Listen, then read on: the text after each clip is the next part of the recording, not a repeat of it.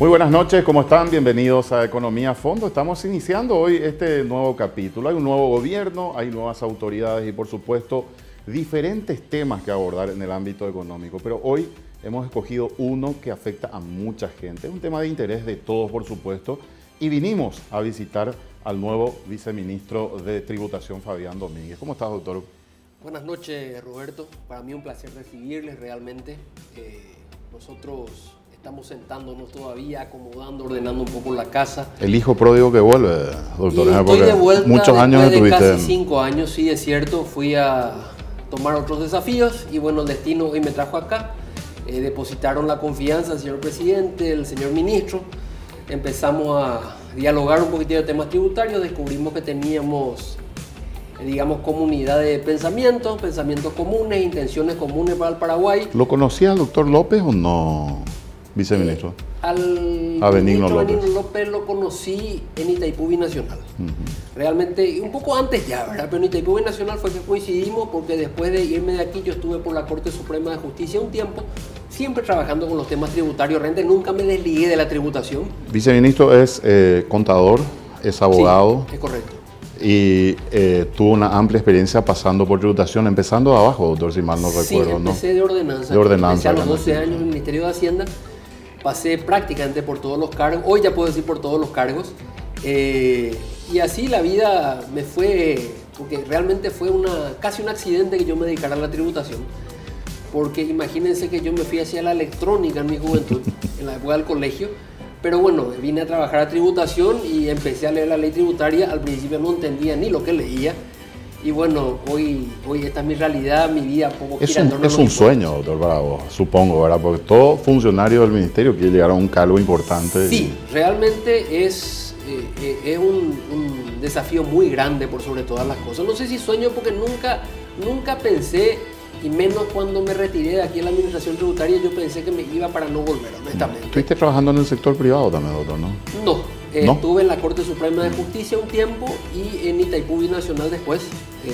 Resulta que en la Corte Suprema trabajando con las sentencias tributarias y me empezaron a consultar algunos temas de Itaipú Binacional por aquel entonces sobre la aplicación del tratado, en el tema de las exoneraciones, cómo aplicaban y bueno, empezamos, consulta va, consulta viene, nos fuimos acercando cada vez más. Primero me fui acercando tímidamente, pero después, bueno, se abrió un concurso de oposición, me presenté a rendir y todo aquello. Es decir, tampoco para que la gente sepa, no es que me fui a Itaipú Binacional y caí porque tengo algún amigo, padrino. No. Definitivamente, yo me fui, rendí. Yo no soy político, Roberto. Si bien estoy circunstancialmente afiliado a un partido político porque decidí afiliarme en algún momento de mi vida. ¿No activaste, doctor, en el movimiento Colorado Añetete en las últimas elecciones? No, para nada. Yo no soy colorado. O sea, yo soy colorado, pero nunca tuve militancia política. Eso tengo que decir. Mi militancia es tributaria. Eso sí puedo decir. Yo tengo una militancia tributaria de muy jovencito. Empecé aquí y básicamente hoy puedo decir, volví a mi alma mater.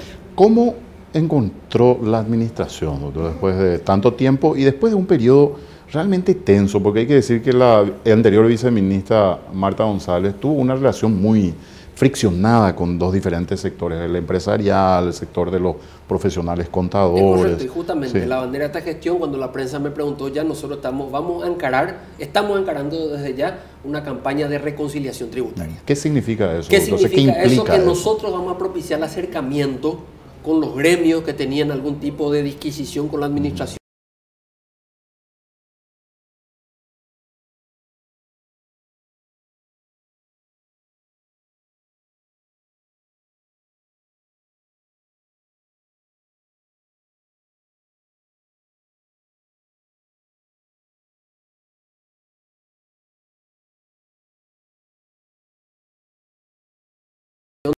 Con el sector de profesionales que tenía algún tipo de entredicho con la administración, porque lo que queremos es tratar de zanjar esas diferencias de una vez por todas, construir sobre ese disenso si es necesario, porque podemos disentir con mucho respeto. Es más, nunca vamos a estar en todas las cosas de acuerdo.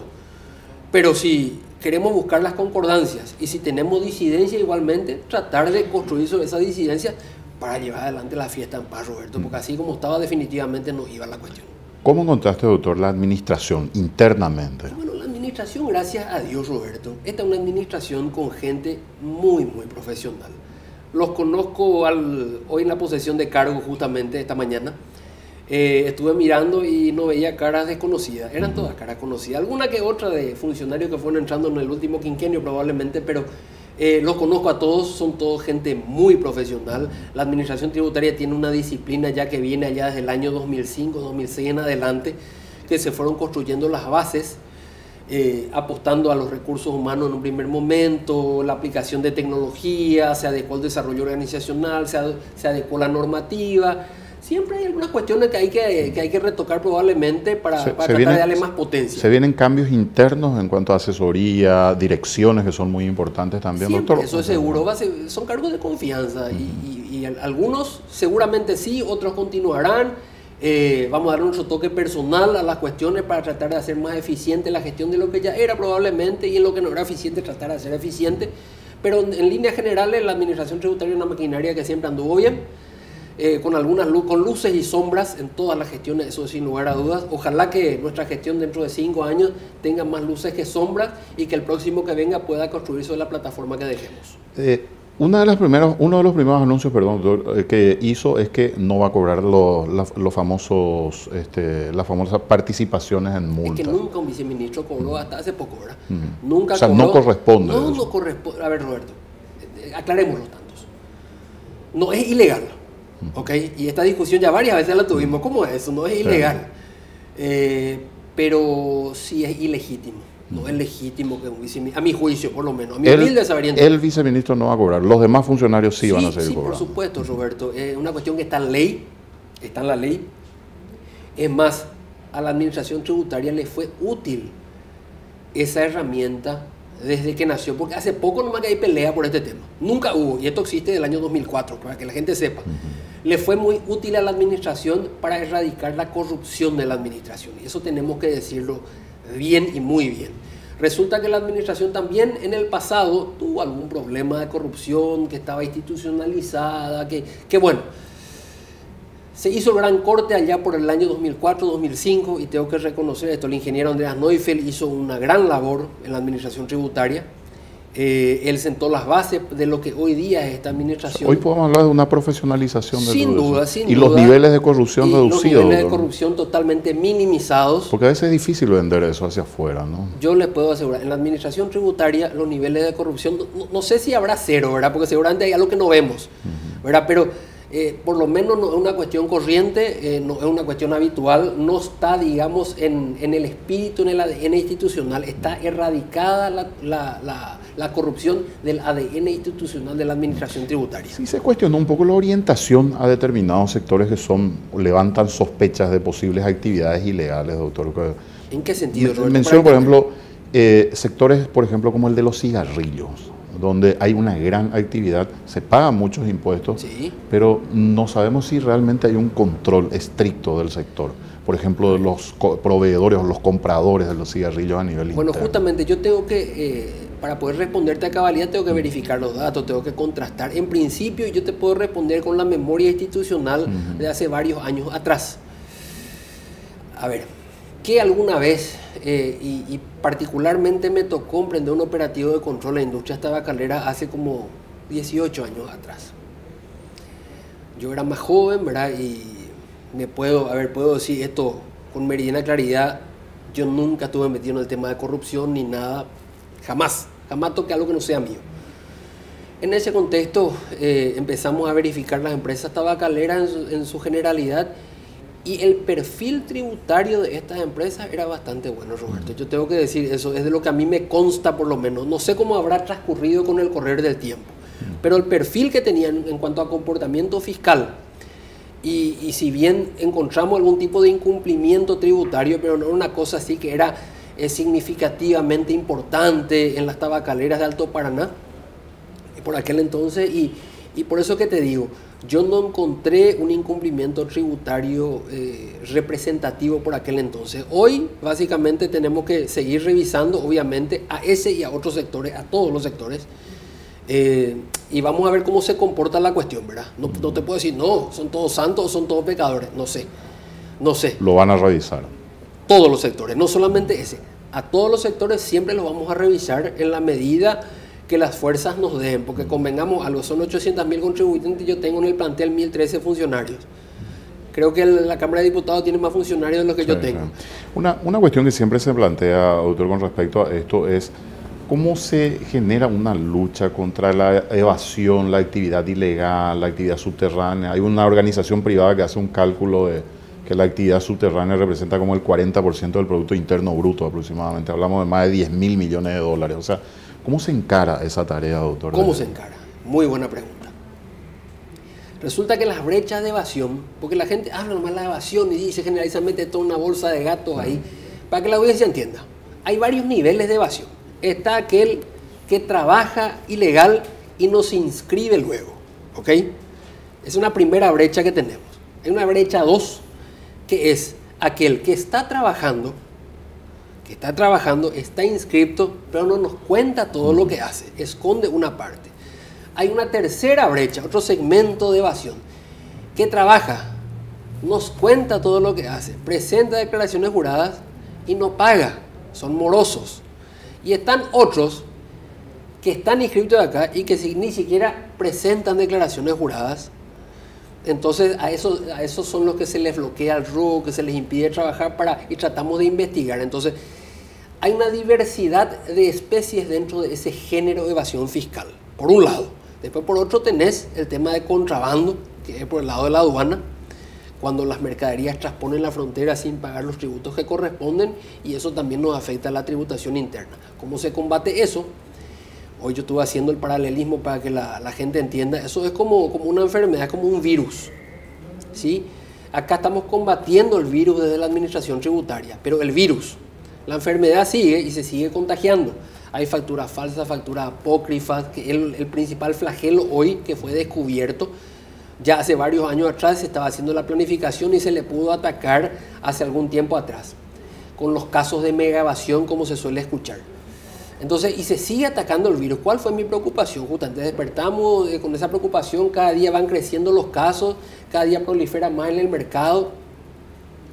Entonces, empezamos un diálogo muy estrecho con el director nacional de aduanas. Sin la aduana, sin el apoyo de aduana, y aduana sin nuestro apoyo no hacemos nada.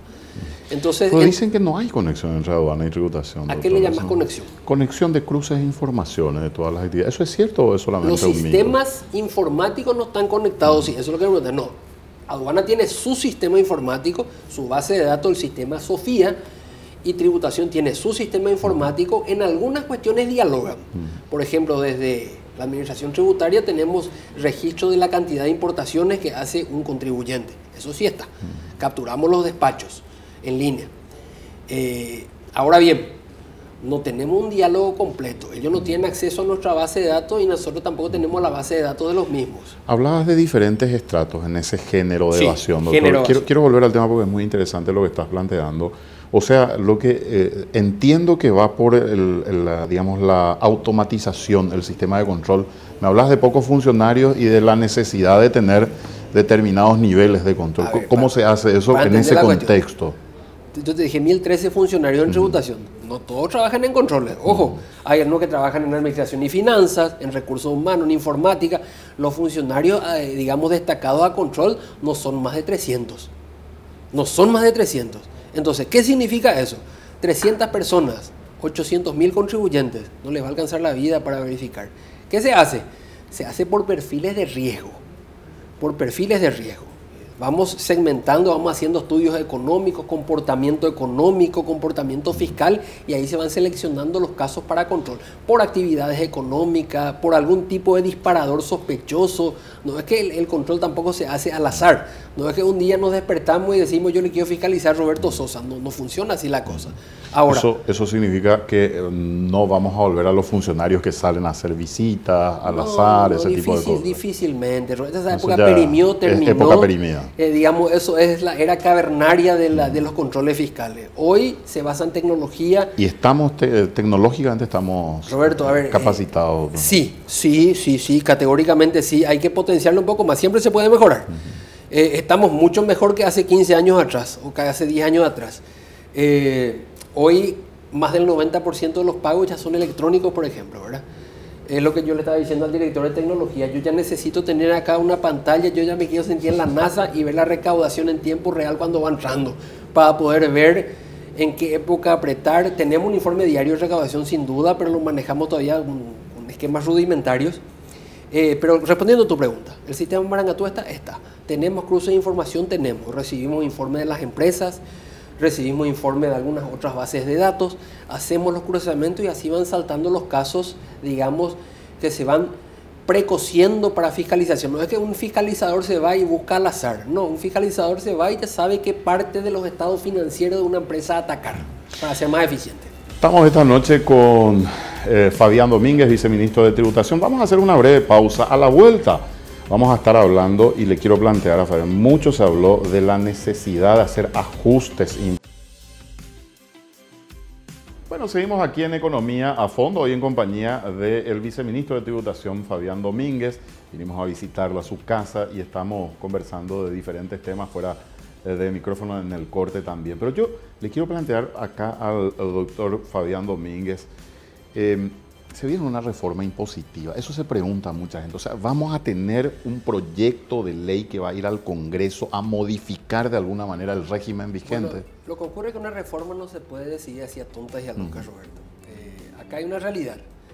Analicemos el escenario para que la teleaudiencia pueda conocer esta situación. La espina dorsal del sistema tributario data ya del año 1991. Se le hicieron reformas, se trató de alguna manera actualizar la ley en varias ocasiones. En el año 2004, por primera vez, con la ley 2421. En el año 2012, con las idas y venidas de renta personal, con la ley 4673. Y finalmente en el año 2013, en el inicio del gobierno anterior, en donde se dio algún retoque adicional para tratar de adecuar a los tiempos modernos la ley 125. Una cosa es clara. Nuestro sistema tributario es un sistema tributario diseñado a la economía de los 90. Hoy es otra economía, absolutamente otro consumo, otra inversión, otros ahorros. Es decir, la manera de hacer negocios cambió. La tecnología se insertó en nuestras vidas, trajo nuevas soluciones, pero también trajo nuevos problemas. ¿Qué significa eso en términos prácticos? En términos prácticos significa que no puedo responder si hay que hacer reforma tributaria, pero sí hay que modernizar la ley, Roberto. Por más que no hagamos una reforma integral, tenemos que adecuarle y customizar, digamos, transformar los impuestos existentes. El presidente hablaba de desequilibrios que hay que corregir en el sistema. Corregir desequilibrios por un lado. Resulta que acá hay un tema, y menos mal que me tocaste. Si miramos el sistema tributario del Paraguay, interno por lo menos, nosotros tenemos 6 impuestos nomás. Y si vamos a ir a una digamos, descomposición genérica, son 2 impuestos nomás, a la renta y al consumo, manejados por tributación, porque está el impuesto al patrimonio que maneja la municipalidad, impuesto inmobiliario que también falta reforma. Sí hay que hacer reforma tributaria, pero sí hay que modernizar la ley, Roberto. Por más que no hagamos una reforma integral, tenemos que adecuarle y customizar, digamos, transformar los impuestos existentes. El presidente hablaba de desequilibrios que hay que corregir en el sistema. Corregir desequilibrios por un lado. Resulta que acá hay un tema, y menos mal que me tocaste. Si miramos el sistema tributario del Paraguay, interno por lo menos, nosotros tenemos 6 impuestos nomás. Y si vamos a ir a una digamos, descomposición genérica, son 2 impuestos nomás, a la renta y al consumo, manejados por tributación, porque está el impuesto al patrimonio que maneja la municipalidad, impuesto inmobiliario que también falta reforma. Sí hay que hacer reforma tributaria, pero sí hay que modernizar la ley, Roberto. Por más que no hagamos una reforma integral, tenemos que adecuarle y customizar, digamos, transformar los impuestos existentes. El presidente hablaba de desequilibrios que hay que corregir en el sistema. Corregir desequilibrios por un lado. Resulta que acá hay un tema, y menos mal que me tocaste. Si miramos el sistema tributario del Paraguay, interno por lo menos, nosotros tenemos 6 impuestos nomás. Y si vamos a ir a una digamos, descomposición genérica, son 2 impuestos nomás, a la renta y al consumo, manejados por tributación, porque está el impuesto al patrimonio que maneja la municipalidad, impuesto inmobiliario que también falta reforma. Sí hay que hacer reforma tributaria, pero sí hay que modernizar la ley, Roberto. Por más que no hagamos una reforma integral, tenemos que adecuarle y customizar, digamos, transformar los impuestos existentes. El presidente hablaba de desequilibrios que hay que corregir en el sistema. Corregir desequilibrios por un lado. Resulta que acá hay un tema, y menos mal que me tocaste. Si miramos el sistema tributario del Paraguay, interno por lo menos, nosotros tenemos 6 impuestos nomás. Y si vamos a ir a una digamos, descomposición genérica, son 2 impuestos nomás. A la renta y al consumo. Manejados por tributación, porque está el impuesto al patrimonio que maneja la municipalidad, impuesto inmobiliario que también falta reforma. Sí hay que hacer reforma tributaria, pero sí hay que modernizar la ley, Roberto. Por más que no hagamos una reforma integral, tenemos que adecuarle y customizar, digamos, transformar los impuestos existentes. El presidente hablaba de desequilibrios que hay que corregir en el sistema. Corregir desequilibrios por un lado. Resulta que acá hay un tema, y menos mal que me tocaste. Si miramos el sistema tributario del Paraguay, interno por lo menos, nosotros tenemos 6 impuestos nomás. Y si vamos a ir a una digamos, descomposición genérica, son 2 impuestos nomás. A la renta y al consumo. Manejados por tributación, porque está el impuesto al patrimonio que maneja la municipalidad, impuesto inmobiliario que también falta reforma. Sí hay que hacer reforma tributaria, pero sí hay que modernizar la ley, Roberto. Por más que no hagamos una reforma integral, tenemos que adecuarle y customizar, digamos, transformar los impuestos existentes. El presidente hablaba de desequilibrios que hay que corregir en el sistema. Corregir desequilibrios por un lado. Resulta que acá hay un tema, y menos mal que me tocaste. Si miramos el sistema tributario del Paraguay, interno por lo menos, nosotros tenemos 6 impuestos nomás. Y si vamos a ir a una digamos, descomposición genérica, son 2 impuestos nomás. A la renta y al consumo. Manejados por tributación, porque está el impuesto al patrimonio que maneja la municipalidad, impuesto inmobiliario que también falta reforma. Sí hay que hacer reforma tributaria, pero sí hay que modernizar la ley, Roberto. Por más que no hagamos una reforma integral, tenemos que adecuarle y customizar, digamos, transformar los impuestos existentes. El presidente hablaba de desequilibrios que hay que corregir en el sistema. Corregir desequilibrios por un lado. Resulta que acá hay un tema, y menos mal que me tocaste. Si miramos el sistema tributario del Paraguay, interno por lo menos, nosotros tenemos 6 impuestos nomás.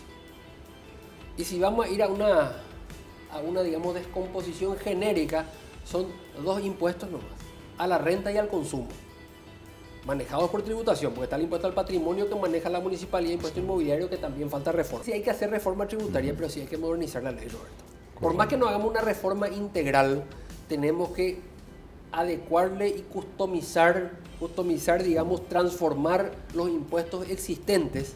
El presidente hablaba de desequilibrios que hay que corregir en el sistema. Corregir desequilibrios por un lado. Resulta que acá hay un tema, y menos mal que me tocaste. Si miramos el sistema tributario del Paraguay, interno por lo menos, nosotros tenemos 6 impuestos nomás. Y si vamos a ir a una digamos, descomposición genérica, son 2 impuestos nomás. A la renta y al consumo. Manejados por tributación, porque está el impuesto al patrimonio que maneja la municipalidad, impuesto inmobiliario que también falta reforma. Sí hay que hacer reforma tributaria, pero sí hay que modernizar la ley, Roberto. Por más que no hagamos una reforma integral, tenemos que adecuarle y customizar, digamos, transformar los impuestos existentes. El presidente hablaba de desequilibrios que hay que corregir en el sistema. Corregir desequilibrios por un lado. Resulta que acá hay un tema, y menos mal que me tocaste. Si miramos el sistema tributario del Paraguay, interno por lo menos, nosotros tenemos 6 impuestos nomás. Y si vamos a ir a una digamos, descomposición genérica, son 2 impuestos nomás. A la renta y al consumo. Manejados por tributación, porque está el impuesto al patrimonio que maneja la municipalidad, impuesto inmobiliario que también falta reforma. Sí hay que hacer reforma tributaria, pero sí hay que modernizar la ley, Roberto. Por más que no hagamos una reforma integral, tenemos que adecuarle y customizar, digamos, transformar los impuestos existentes. El presidente hablaba de desequilibrios que hay que corregir en el sistema. Corregir desequilibrios por un lado. Resulta que acá hay un tema, y menos mal que me tocaste. Si miramos el sistema tributario del Paraguay, interno por lo menos, nosotros tenemos 6 impuestos nomás. Y si vamos a ir a una digamos, descomposición genérica, son 2 impuestos nomás. A la renta y al consumo. Manejados por tributación, porque está el impuesto al patrimonio que maneja la municipalidad, impuesto inmobiliario que también falta reforma. Sí hay que hacer reforma tributaria, pero sí hay que modernizar la ley, Roberto. Por más que no hagamos una reforma integral, tenemos que adecuarle y customizar, digamos, transformar los impuestos existentes. El presidente hablaba de desequilibrios que hay que corregir en el sistema. Corregir desequilibrios por un lado. Resulta que acá hay un tema, y menos mal que me tocaste. Si miramos el sistema tributario del Paraguay, interno por lo menos, nosotros tenemos 6 impuestos nomás. Y si vamos a ir a una digamos, descomposición genérica, son 2 impuestos nomás. A la renta y al consumo. Manejados por tributación, porque está el impuesto al patrimonio que maneja la municipalidad, impuesto inmobiliario que también falta reforma. Sí hay que hacer reforma tributaria, pero sí hay que modernizar la ley, Roberto. Por más que no hagamos una reforma integral, tenemos que adecuarle y customizar, digamos, transformar los impuestos existentes. El presidente hablaba de desequilibrios que hay que corregir en el sistema. Corregir desequilibrios por un lado. Resulta que acá hay un tema, y menos mal que me tocaste. Si miramos el sistema tributario del Paraguay, interno por lo menos, nosotros tenemos 6 impuestos nomás. Y si vamos a ir a una digamos, descomposición genérica, son 2 impuestos nomás. A la renta y al consumo. Manejados por tributación, porque está el impuesto al patrimonio que maneja la municipalidad, impuesto inmobiliario que también falta reforma. Sí hay que hacer reforma tributaria, pero sí hay que modernizar la ley, Roberto. Por más que no hagamos una reforma integral, tenemos que adecuarle y customizar, digamos, transformar los impuestos existentes. El presidente hablaba de desequilibrios que hay que corregir en el sistema. Corregir desequilibrios por un lado. Resulta que acá hay un tema, y menos mal que me tocaste. Si miramos el sistema tributario del Paraguay, interno por lo menos, nosotros tenemos 6 impuestos nomás. Y si vamos a ir a una digamos, descomposición genérica, son 2 impuestos nomás. A la renta y al consumo. Manejados por tributación, porque está el impuesto al patrimonio que maneja la municipalidad, impuesto inmobiliario que también falta reforma. Sí hay que hacer reforma tributaria, pero sí hay que modernizar la ley, Roberto. Por más que no hagamos una reforma integral, tenemos que adecuarle y customizar, digamos, transformar los impuestos existentes. El presidente hablaba de desequilibrios que hay que corregir en el sistema. Corregir desequilibrios por un lado. Resulta que acá hay un tema, y menos mal que me tocaste. Si miramos el sistema tributario del Paraguay, interno por lo menos, nosotros tenemos 6 impuestos nomás. Y si vamos a ir a una digamos, descomposición genérica, son 2 impuestos nomás. A la renta y al consumo. Manejados por tributación, porque está el impuesto al patrimonio que maneja la municipalidad, impuesto inmobiliario que también falta reforma. Sí hay que hacer reforma tributaria, pero sí hay que modernizar la ley, Roberto. Por más que no hagamos una reforma integral, tenemos que adecuarle y customizar, digamos, transformar los impuestos existentes. El presidente hablaba de desequilibrios que hay que corregir en el sistema. Corregir desequilibrios por un lado. Resulta que acá hay un tema, y menos mal que me tocaste. Si miramos el sistema tributario del Paraguay, interno por lo menos, nosotros tenemos 6 impuestos nomás. Y si vamos a ir a una digamos, descomposición genérica, son 2 impuestos nomás. A la renta y al consumo. Manejados por tributación, porque está el impuesto al patrimonio que maneja la municipalidad, impuesto inmobiliario que también falta reforma. Sí hay que hacer reforma tributaria, pero sí hay que modernizar la ley, Roberto. Por más que no hagamos una reforma integral, tenemos que adecuarle y customizar, digamos, transformar los impuestos. Por el IRP.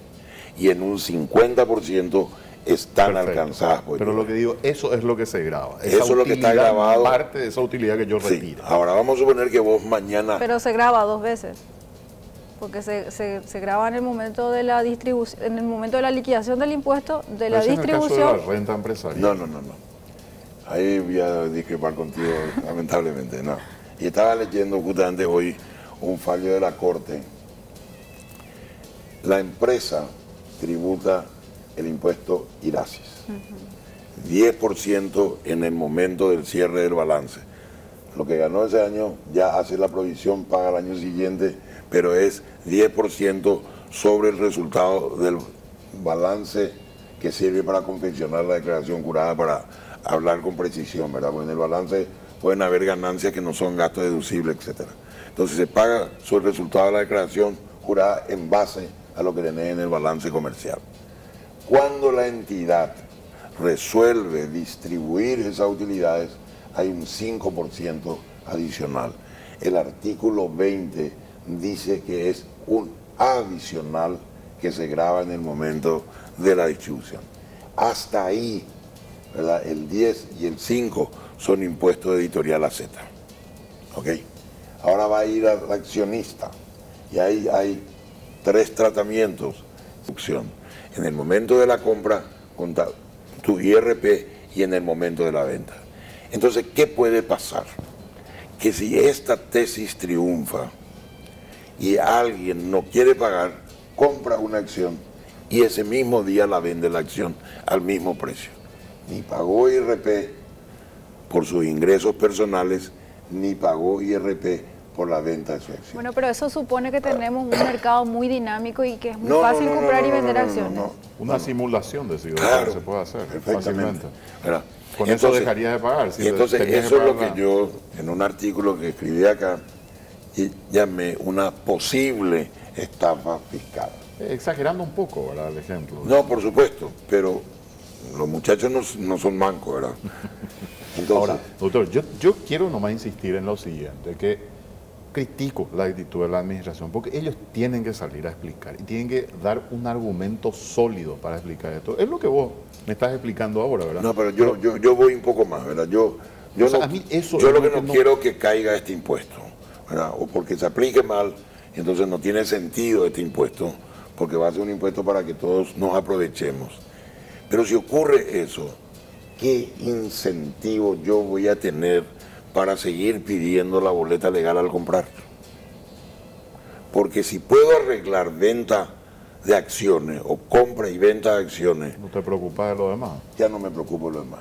Y si eso ocurre, toda la recaudación del país va a caer. Entonces, no es solamente que el IRP no va a recaudar, sino que la recaudación se va realmente a debilitar.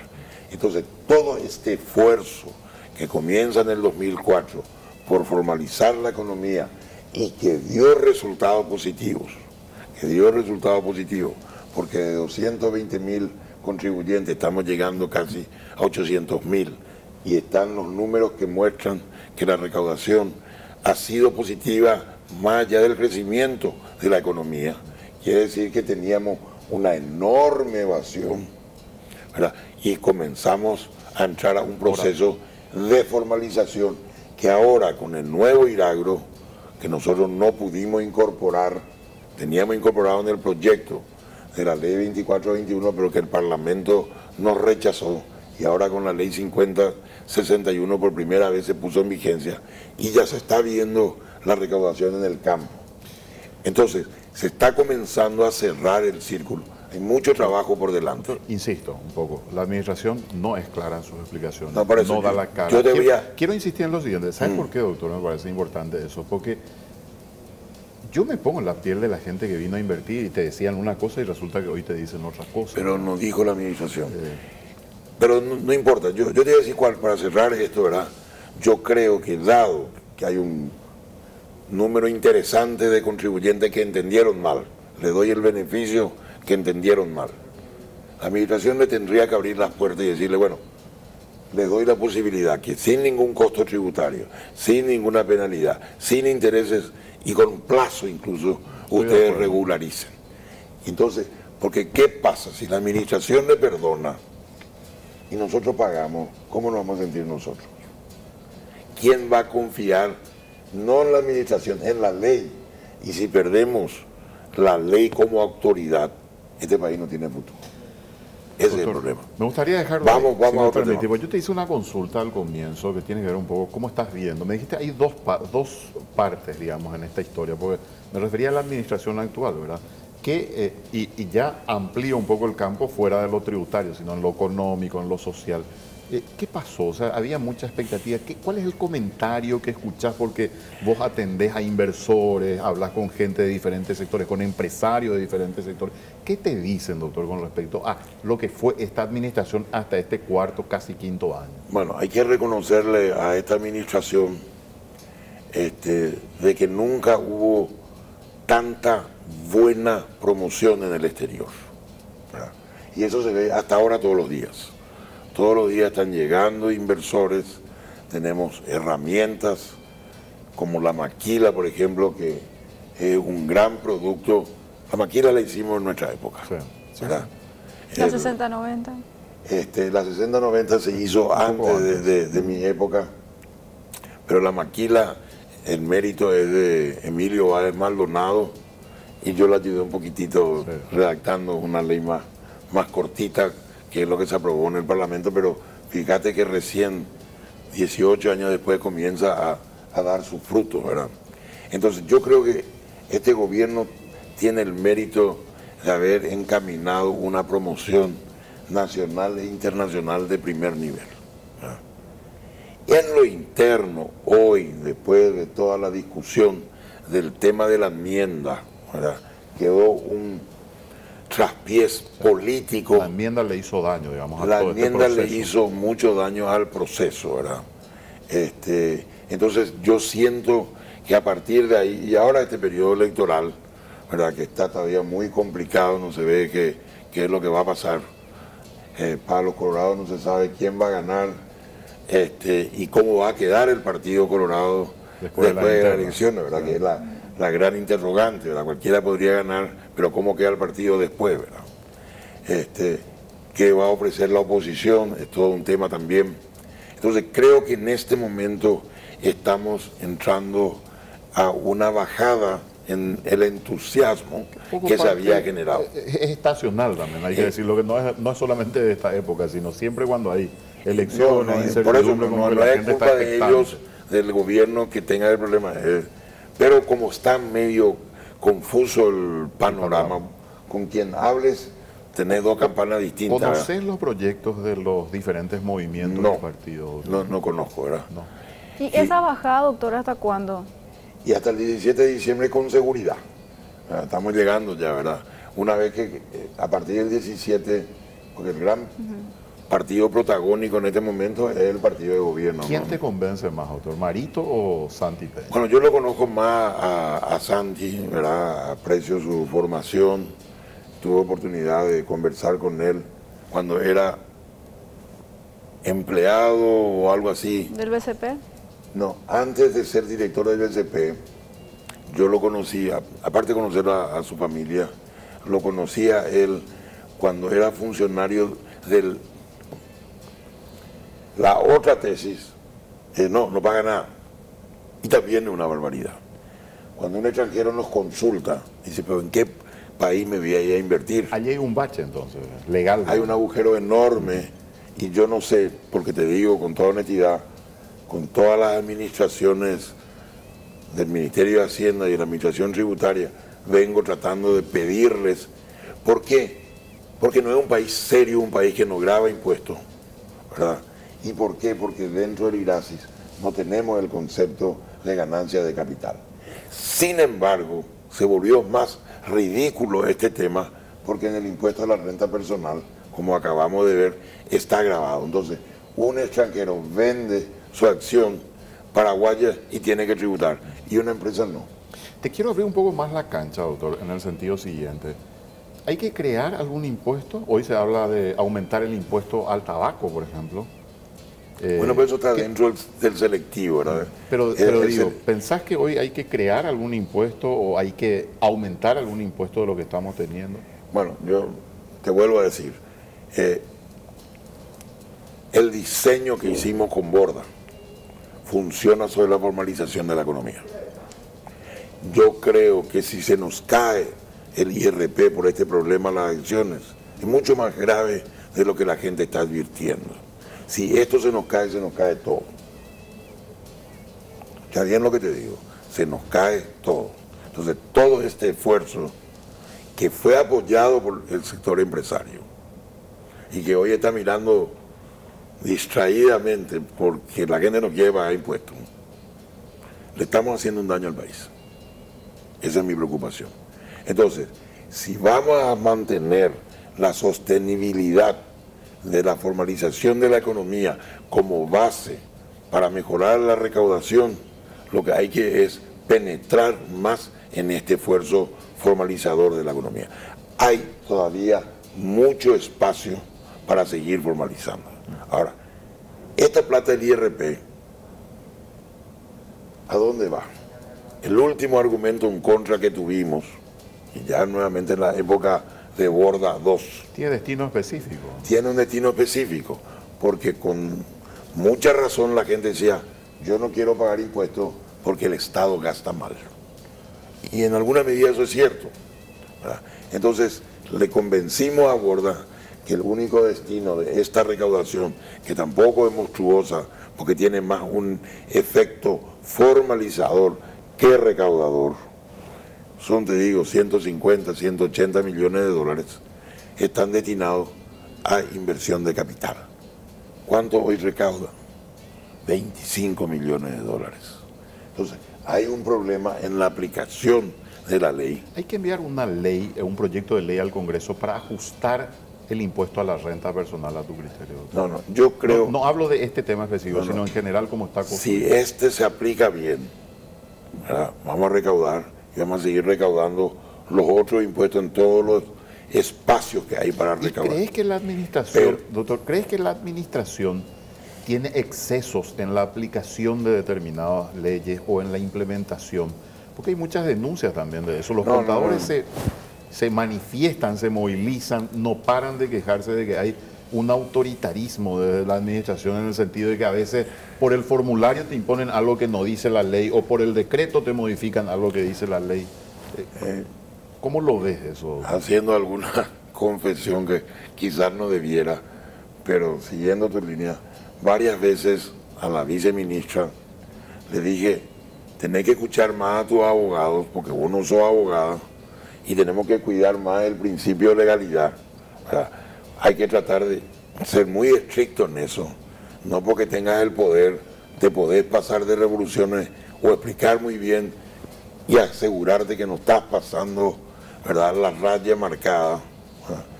Porque eso es grave, ¿verdad? Se anduvo pasando de revoluciones. En mi opinión hay muchas cosas que se excedió a lo mejor de buena fe, porque hay que entender también de que está sentada ella. La participación en las multas es una de esas cosas, doctor. La participación en las multas no es ilegal, ¿verdad? Pero tengo que ser muy sincero. Es muy complicado hacerle entender a la gente que quien es el que te va a juzgar toma un beneficio cuando la multa sube o cuando la multa se aplica. Ahí hay un problema ético, no hay un problema legal. Entonces, el tema cuando hicimos, esto viene de la época de la 125. Antiguamente quien cobraba era el denunciante. El particular cobraba. Y el particular también podía cobrar, pero era el denunciante solo el que concentraba la multa. Yo hablé con el ministro Díaz Pérez y le digo, eso no puede ser. Entonces, le digo, primero porque no es el denunciante solo el que gestiona la administración tributaria. Hay mucha auditoría interna, ¿verdad? Hay información, la base de datos, eso. En aquel entonces no había un sistema informatizado. Doctor. Entonces, en la primera reforma se puso de que los ingresos de las multas iban a entrar al presupuesto. Yo quiero dejarlo acá con la posibilidad de que podamos, sí, llegó la hora, con la posibilidad de que podamos tenerte en otra ocasión, porque realmente hay mucho de hablar, de qué hablar, doctor, en este tema, y queremos agradecerte la visita en el día de hoy. No, yo al contrario, le agradezco a ustedes. No todos los días es tan agradable estar acompañado de tan buenos colegas. Me dicen desde producción que querés debatir. Quiero debatir. Entonces vamos a montar acá el foro como para que podamos debatir. Quiero debatir constructivamente. Sí, absolutamente. ¿Verdad? Porque te vuelvo a decir, acá no está el interés de mío o de otro profesional. Acá está el interés del país. Tenemos que luchar por el país. Este no es luchar por esta administración tributaria ni por este gobierno. Yo estoy pensando en las futuras generaciones. Si no tenemos un sistema de una cultura tributaria, no hay país que sea viable. Y además, es lo que le digo a toda la gente, ¿verdad? Si hoy estamos con déficit fiscal, ¿quién va a pagar la cuenta? Bueno, alguien tiene que pagar la cuenta. Nuestros hijos y nietos. No, o nosotros a través de una inflación enorme, y a través de un estancamiento, y a través que no vengan más las inversiones. Entonces, el círculo virtuoso que se tuvo que mejoró la economía en los últimos años, porque se están haciendo proyectos, porque está viniendo la inversión, porque hay más capacitación. Yo te digo, las cosas que a mí, que ya no soy joven, más me impresionaron fueron las visitas ¿verdad?, a las empresas maquiladoras, ver que hay un espacio para nuestros jóvenes y que tienen un aprendizaje más rápido que el que vos te puedas imaginar, eso es esperanzador, porque este es un país joven. Muchas gracias al doctor Carlos Merzán Galli por esta visita. Bueno, Paula, vamos a hacer una pausa y después tenemos otro tema muy interesante también que vamos a abordar, ¿eh? Vamos a hablar de los millennials, Roberto, los millennials como fuerza laboral y cuáles son sus pretensiones, la generación de personas nacidas entre 1980 y 85 más o menos y el año 2000. Bueno, enseguida volvemos en Economía a Fondo.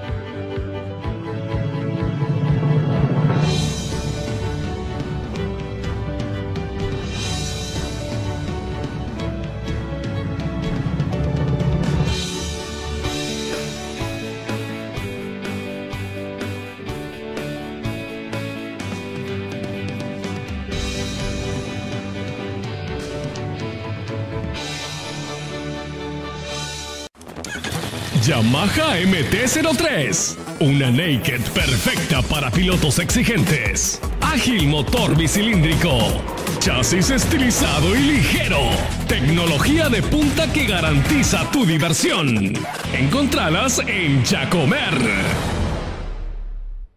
A mí me gustaba ir al gimnasio, todo muy lindo y qué sé yo, pero se volvió una rutina y cambié de ejercicios, de horario, hasta de personal. Pero todo era tan repetitivo. Claro, era el tunchi, tunchi, tunchi, tunchi, tunchi, tunchi, que no paraba más. Basta de tecno noventoso. Pesocas. Los 90 terminaron hace 17 años. 17. Ahora decido entrenar con la mejor DJ del mundo. O sea, yo. Que el tunchi tunchi se quede en su gym. Vos tenés el tuyo. Evolution Equipos de Gimnasia. Deja salir a tu gym introvertido.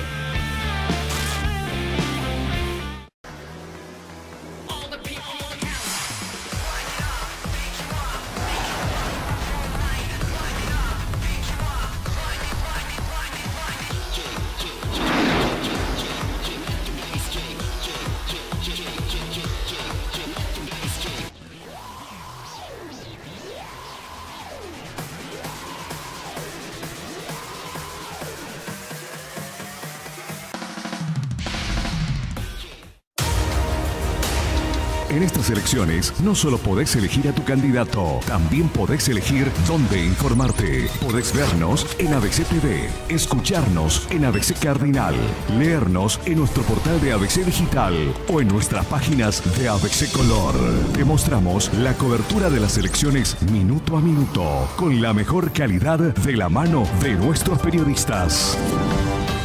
En ABC, desde hace 50 años, estamos juntos.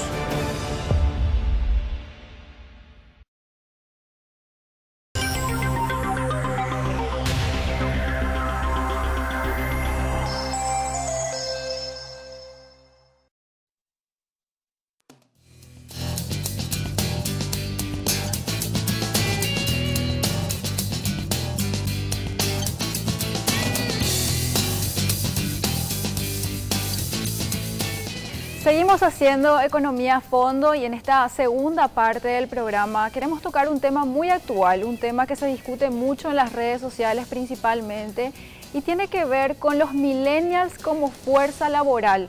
¿Cuáles son sus pretensiones laborales y cómo se concilian estas pretensiones con las aspiraciones de los empleadores, las empresas que tienen que contratarles? Y para tratar ese tema estamos en compañía de la psicóloga Fanny Pereira y de Paulina Castagnino, estudiante. ¿Qué tal? Buenas noches, ¿cómo están? Buenas noches. En primer lugar, gracias por invitarnos, ¿sí? Y bueno, vamos a tratar de dialogar con ustedes, que he visto que ya se enteraron. Vamos a hacer un diálogo, ¿verdad? Porque este es un tema para mí apasionante. Sí. Nosotros tenemos una revista. ¿Tiene hija de la edad? Yo tengo hijas, ¿Sí? pero ya están ¿Qué edad? Una de 28, otra de 25 y una de 24. Están en la Todas franja casi muy ya, bien. dos profesionales y una que está a punto de recibirse. ¿Quiénes son los millennials? Yo quería hacer primero, si me permitís, la clasificación, ¿verdad? Porque hay una clasificación. ¿Nosotros a qué generación? A ver. Sí, no yo tengo puedo preguntar 48 años. ¿A qué generación pertenezco?